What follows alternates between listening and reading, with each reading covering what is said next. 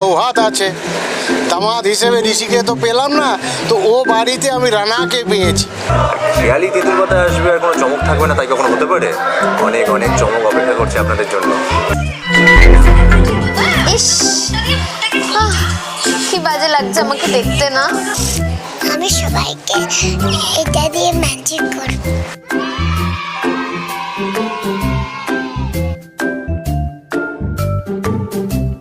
এখন হচ্ছে আমাদের রিসেপশন, খেয়ালির বউ ভাত। তো সেখানে একটা দারুণ মজা অথচ অ্যাট দ্য সেম টাইম খুবই সিরিয়াস একটা সিচুয়েশন।